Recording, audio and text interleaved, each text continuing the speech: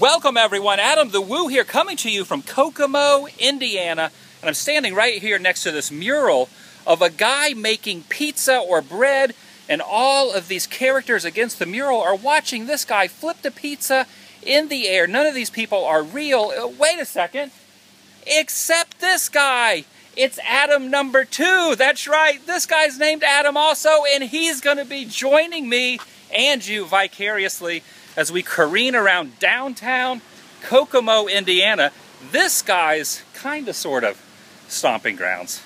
A little bit. A little bit? Yep. It's my second channel, daily blog channel. It's the daily movie locations of one of the worst and longest car chase scenes of all time. And what I mean by worst, I mean, you know what I mean by worst, right?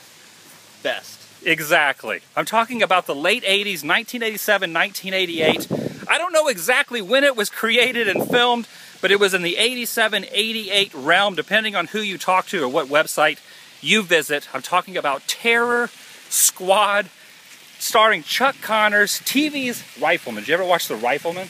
Oh yeah. He was a very popular guy, especially in this area, and one of the last movies he filmed happened right along here, in an epic scene went down right along this, where he was the police chief of Kokomo. They actually used the city of Kokomo, and the extras were actually locals.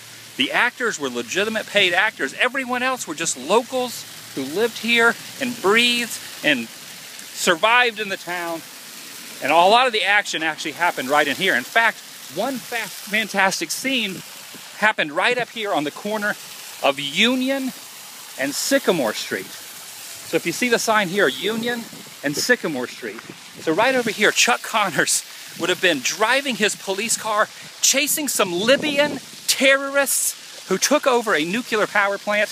The very end of the movie, it's called Terror Squad.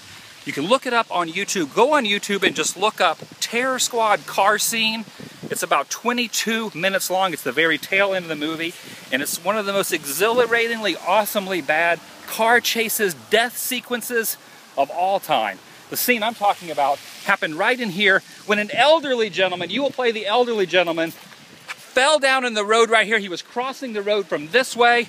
The terrorist came along and mowed him down right in there. So basically where this car is going that way, there was a car coming this way who was one of the Libyan terrorists, mowed the guy down. He had a bag full of groceries, destroyed the guy's body right here in the middle, smack dab in the middle of the street.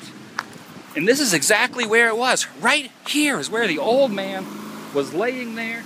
He was definitely not in the best of health after being run down by Libyan terrorists. And reason that you know this is the exact spot is when they run him down, there's actually an angle from right here. And you can actually see these buildings right here.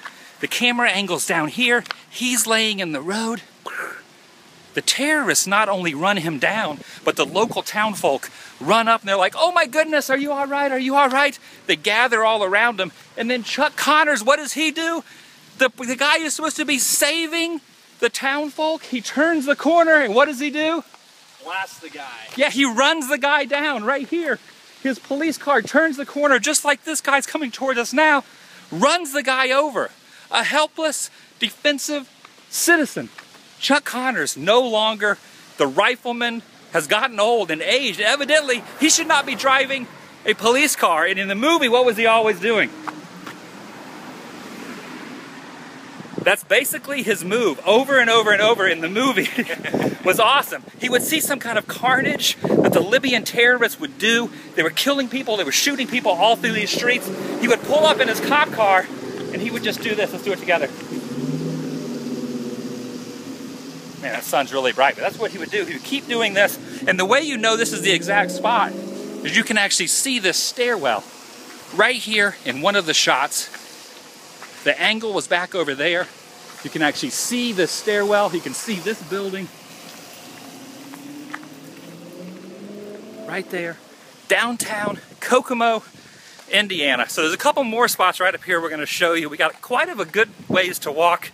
He's got his walking shoes on.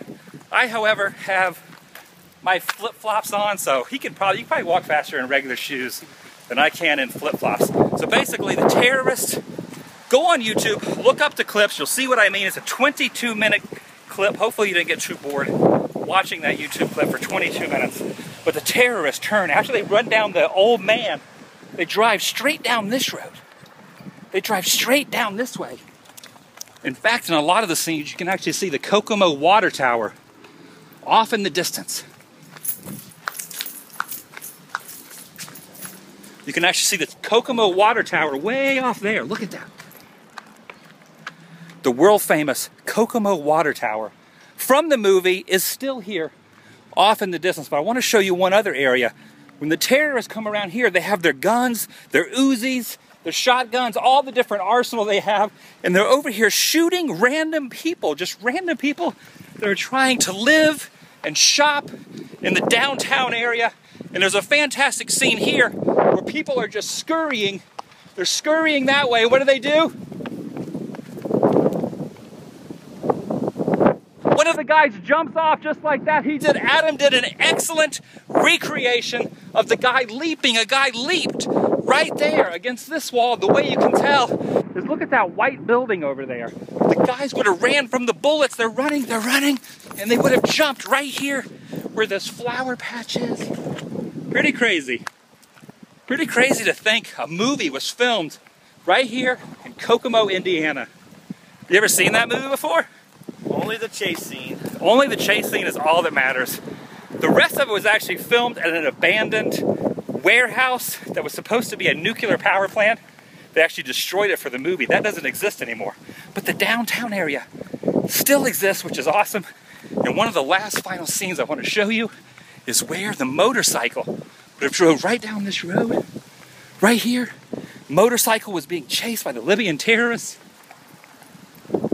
And he actually was blown up and shot right there, right where that guy's standing, opening his trunk. Hopefully that's not a Libyan terrorist, but right there is where the motorcycle would have been carnaged, fire would have exploded. You can see all of these buildings in the background.